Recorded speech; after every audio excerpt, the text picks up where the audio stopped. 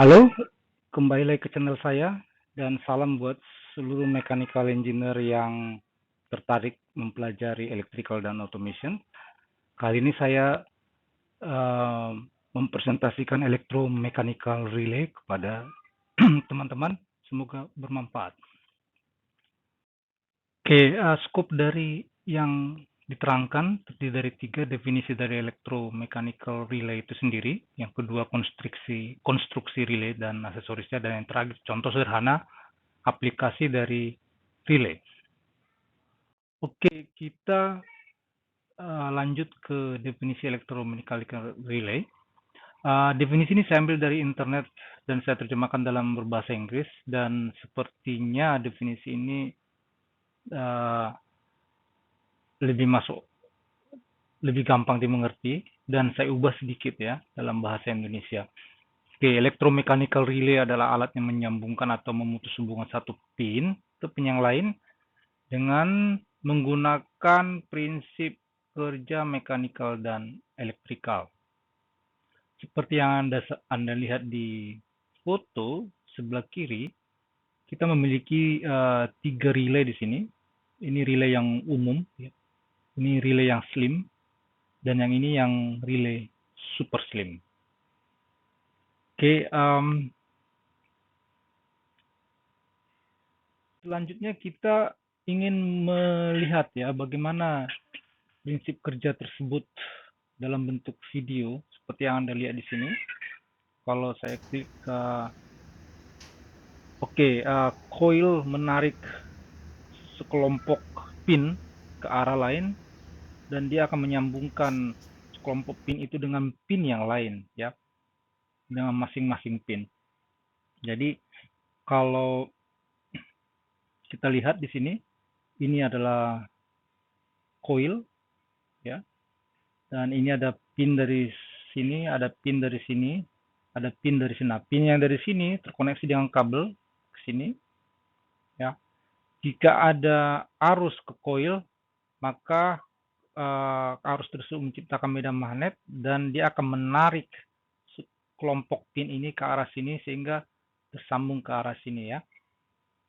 Di prinsip kerjanya elektrikal, di mana arus berubah menjadi medan magnet, dan mekanisme tersambungnya adalah mekanikal. Dan saat arus diputus di sini, maka sekelompok dari pin-pin yang ini akan kembali ke posisi ini dan menyambung ke pin ini dengan bantuan pegas. Makanya disebut dengan electromechanical relay. Sedangkan di sini ada contoh kasus pada saat uh, relay tersebut dialiri listrik koilnya, ya seperti Anda dengar ada hentakan, itulah pergerakan sekelompok dari pin tadi untuk menyambung ke pin berikutnya yang disebabkan oleh medan magnet uh, elektrikal ya. Jadi salah satu prinsip elektrikal, bukan prinsip ya, fenomena adalah pada saat kabel dialiri oleh medan listrik ya, ada arus di situ, dan pada waktu yang bersamaan tercipta medan magnet, dan medan magnet itu yang membuat pergerakan daripada uh, mekanisme link itu ya, mekanisme mekanikal itu.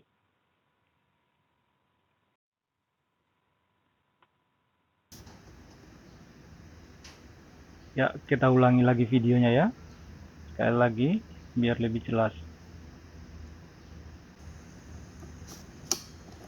Oke.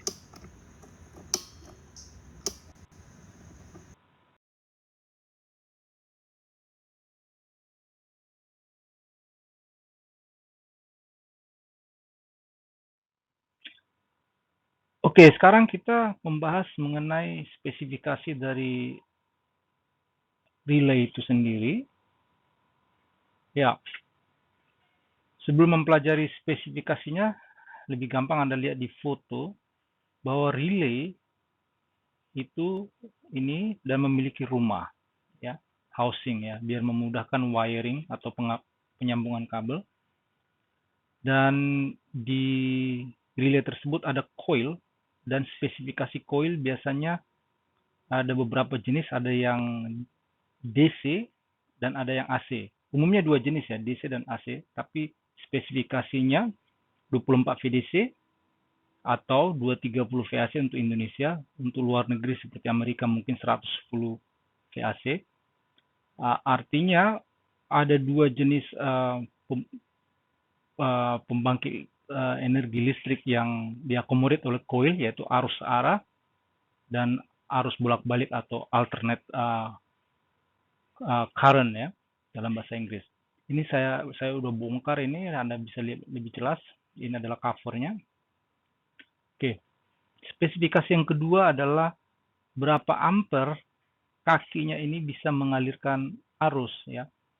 Untuk ini dia sekitar 3 ampere, melebihi 3 ampere dia akan meleleh ya. Jadi Anda perlu ketahui pada saat Anda membeli relay, Anda harus spesifikasikan coil yang Anda mau, terus berapa ampere maksimum beban yang Anda mau teruskan. Jika melebihi, sebaiknya Anda tidak memakai relay, tapi memakai kontaktor yang prinsip kerjanya hampir sama. Ya.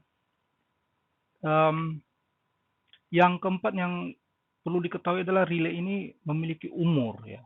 Rata-rata 500.000 sampai dengan 1 juta kali on off. Jadi Anda yang mechanical engineer harus mengerti juga alat-alat elektrikal juga memiliki umur. Jadi kalau Anda bekerja di perusahaan menjadi maintenance manager ya sebaiknya relay-relay kritikal seperti ini di stok dalam jumlah tertentu sehingga pada saat terjadi keausan atau mulai rusak Anda langsung gampang mengganti ya.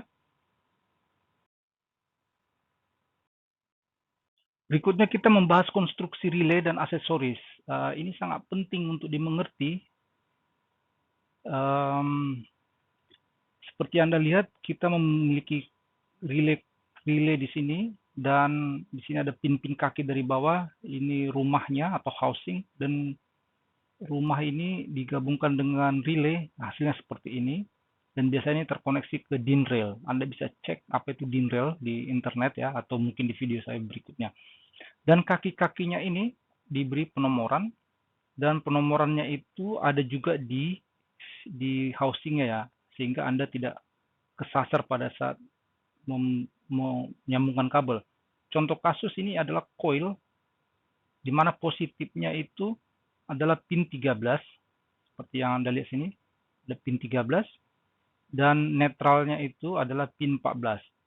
Dan di sini akan tertulis pin 13 dan 14 ya. Anda menyambungkan kabel. Oke, sedangkan yang ini adalah wiring diagram dan saya akan contohkan sedikit bagaimana menyambungkan kabel ya di wiring diagram ini dan efeknya pada saat tersambung. Contoh kasus adalah pin 13 ya. Mungkin Anda sambung di sini. Pin 13 Anda koneksikan dengan kontak atau push button ya. Push button NO normally open. Sini Anda buat 230 VAC positif dan ini kembali ke netral. Pada saat Anda tekan ini, maka coil tersebut akan menarik tungkai-tungkai ini secara serentak berpindah ke pin sebelahnya. Artinya tungkai yang ini akan menjadi di sini. Sehingga jika Anda ingin menyambungkan misalkan pin yang ini dengan 230 VAC ya dan pin nomor 8 Anda sambungkan ke lampu ya dan ini kembali ke netral, maka pada saat ini ditekan lampu ini akan hidup. Dan pin-pin yang lain mungkin bisa Anda gunakan untuk urusan yang lain ya. Karena di sini ada 3 pin yang lain. Oke?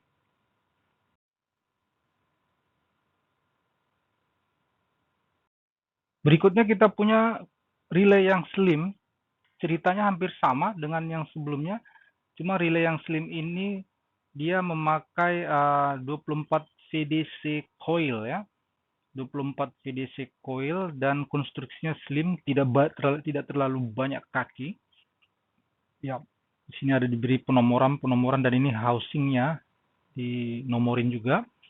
Oke, secara sederhana saya bisa misalkan menggambarkan di sini kembali koneksi dengan push button yang NO normally open ya. Terus ini tentunya menjadi plus 24 VDC dan yang satunya lagi Anda sambungkan ke 0 VDC ya. Yang kaki yang ini mungkin Anda sambungkan dengan 230 VAC. Tidak masalah ya, tidak apa-apa. Antara coil dan yang tersambung itu boleh berbeda karena mereka tidak bersentuhan ya, tidak bersentuhan. Jadi pada saat ini Anda tekan, ini tungkaiannya akan pindah ke sini, tersambung. Mungkin ini Anda sambungkan dengan lampu yang untuk arus AC ya, dan ini kembali ke netral. Dan kebetulan kakinya cuma satu, tidak ada yang lain ya. Oke. Selanjutnya kita ke konstruksi relay yang super slim ya. Ini sangat kurus ya relaynya. Sama seperti yang sebelum-sebelumnya. Di sini ada coilnya, tapi coilnya tidak ada penamaan ya. Ini housing coilnya. Dan setelah di push ke sini dan dia tersambung, maka dia seperti ini. Dan ada penomoran di sini sangat jelas ya. Dan penomoran ini pada saat diterjemahkan seperti ini. Ya sama, ini kebetulan 24 VDC. Anda kembali lagi misalkan menyambungkan ini 24 VDC ya. VDC terus ada push button di sini. Oke.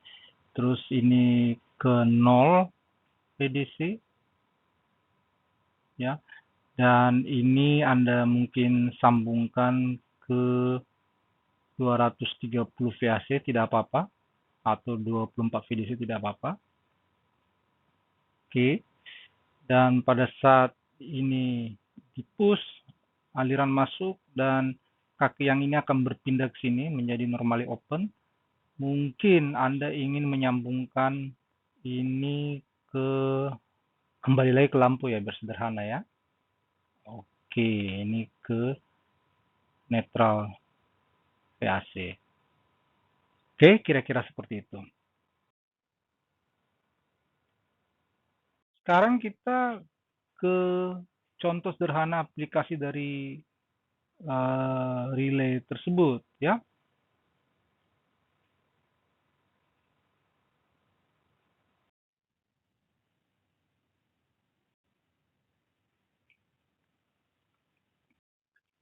Oke, untuk itu saya tunjukkan di video ini ya, bagaimana start stop ya. Anda bisa lihat. Oke. Yang hijau adalah tombol start, sedangkan yang merah adalah tombol stop. Karena saya tidak memiliki kontaktor, jadi saya contohkan dengan lampu ya. Coba saya ulangi sekali lagi videonya. Ya. Ya, sesederhana itu. Oke.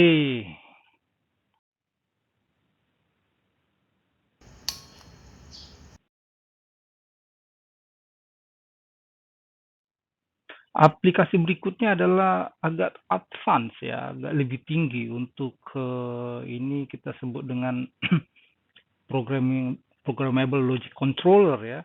Tapi sementara saya hanya tunjukkan dulu ke Anda di mana sih posisi-posisi mereka biasanya dipakai di PLC ya. Contoh kasus Anda punya photoelectric sensor di sini terkoneksi ke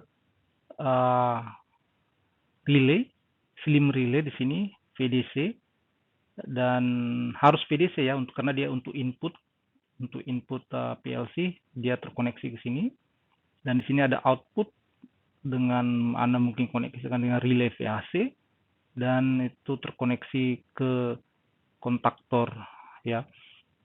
Dan PLC di sini akan mengatur keinginan maunya seperti apa, itu kita bahas di lain waktu karena agak dalam. Em, Kira-kira seperti ini. Jadi di aplikasi salah satunya ada di PLC input dan output.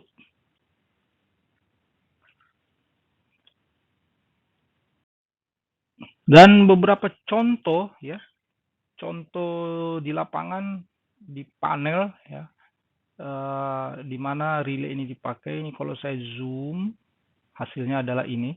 Ada banyak relay ya.